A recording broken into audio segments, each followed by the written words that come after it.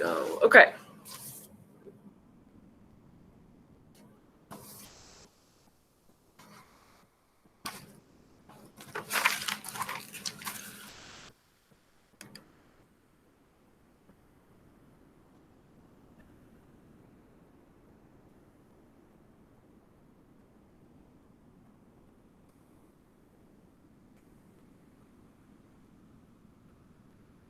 All right, so today we're going to jump into 3.2, which is level 3. So we completed level 2 last week by having that quiz. And then level 3 is we're going to finally start solving the story problems. So I'm going to teach you guys a way to help solve the story problems by using like steps every time to solve it. And hopefully that helps. And then we have an assignment that's about 12 problems on solving story problems after that. So let's go ahead and get started with the lesson. Oh shoot, hold on.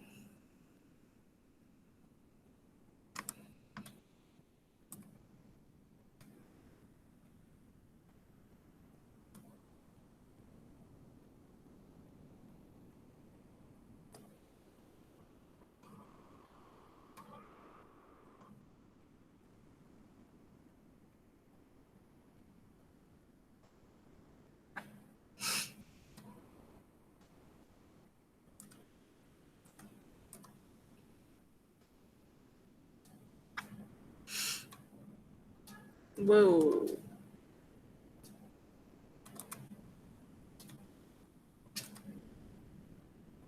Okay, sorry about that. Now I'm ready to roll. Okay, so level 3, lesson 2, introduction to problem solving. So there's 4 steps to solving a problem. The first one is define the problem. The second one is decide on a plan. The third is to carry out the plan. And 4 is examine the outcome. So number 1, define the problem. What am I being asked to find? What information have I been given? Is there any other information that I need to know or need to find out? Will a sketch help? Can I restate the problem in my own words? And are there any key words?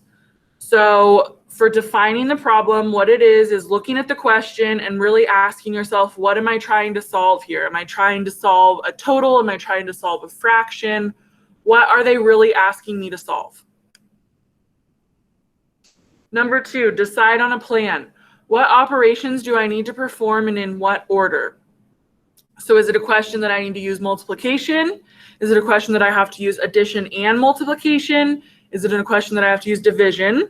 And then am I going to use all the numbers to solve the problem or just a few of the numbers in the story problem? Step 3, carry out the plan or do the math. Step 4, examine the outcome. Is this a reasonable outcome? Does the number that you got for your answer make sense for the problem? If it's asking you to find the miles that they went per hour, would it make sense if they were going 400 miles per hour? No. So does your answer make sense in the story problem itself? If I estimated the answer, would it be close to the results? Does the outcome fall outside any limits of the problem? Is it too large or is it too small? So if you're trying to find how many miles per hour they went and you get -6 miles per hour, that's not possible. It's too small. You can't go less than 0 miles an hour. All right, so now we have some examples. So in an average year, the Smith Company sells 123,000 washers and 95,000 dryers. What is the total number of appliances sold in an average year? So step 1, define the problem. So what am I being asked here? What is the question? The question is, what is the total number of appliances sold in an average year? So then we have 23,000 washers and 95,000 dryers, and the problem asks for the total, which is a keyword for addition. So I know that for my problem, I'm having to use addition to find the total. Second step, decide on a plan. What operation am I going to use to solve this problem? I will add 123,000 to 95,000. Once again, this part you don't have to jot down all of this. It's just something that I'm showing you guys. You don't have to do this when you are doing your work. You just kind of mentally think about it. You don't have to write it down. The next part, carry out the plan or do the math. So you're going to add the 123,000 and the 95,000 here to get a total of 218,000 washers and dryers. Last step, examine the outcome. Does that make sense? Does 218,000 washers make sense for the total number of appliances sold in the year? And to me, yes, it does. It makes sense because 218,000, it needs to be bigger than 123,000 because you're adding 95,000 to it. All right, our next problem. Last week, Carrie worked 8 hours more than her usual 35 hours. What was the total number of hours she worked? So step 1, define the problem. So the question is, what was the total number of hours she worked? So once again, I'm trying to find the total number of hours she worked. My plan, seeing that I'm using the word total, am I going to add, subtract, multiply, or divide? I am going to do addition because total and more than means to add. Next, I'm going to add 35 to 8 and get a total of 43. And then look at my answer. Is it an appropriate answer? And yes, this does make sense because it's more than 35 because I added. My number should be bigger than 35. And it's a reasonable number of hours a person could work. So if it was like 600, you couldn't, if you multiplied 35 by 8 and got like in the 400s, you can't work that many hours in a week. That's not possible. So that's what it means by examine the outcome, make sure it makes sense.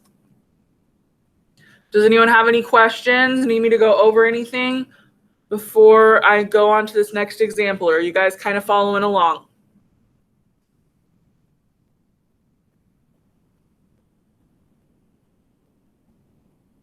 Okay. Next example, you work at a bookstore. A shipment of 82 boxes of paperbacks has just arrived. Each box holds 40 books. How many books were in the shipment? So define the problem. I need to figure out how many books were sent over. How many is the key word here, which can be confusing because it can be used for addition or multiplication.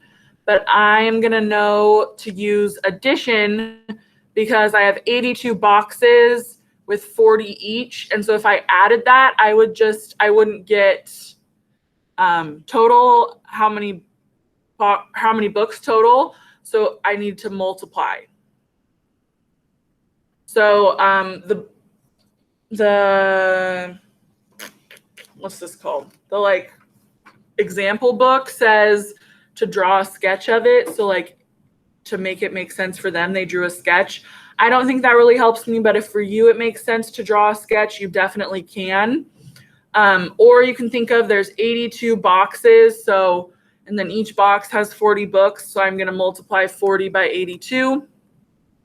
Do the math. 82 times 40, I get 3,280. And does this make sense? It has to be more than 40 and more than 82, so it seems reasonable there's 3,280 books. Last example before the homework. A woman earns $135 a week. What are her total earnings for 14 weeks? So to define the problem, step 1. I'm trying to find her total earnings for the week, 14 weeks. So I want to know how much money she earns in 14 weeks. Decide on a plan. So I know that I see the word total. It means addition or multiplication. The keyword total implies addition, but addition of equal amounts indicates multiplication. So if I'm adding the same amount over and over, I can multiply to make it quicker. So I'm going to multiply 135 by 14 to find out how much money she earns in 14 weeks. And so 135 times 14 equals 1,890, and that makes sense because your number should be bigger than 135. All right, so that is all for the lesson. So now we have lesson 3.2 to work on.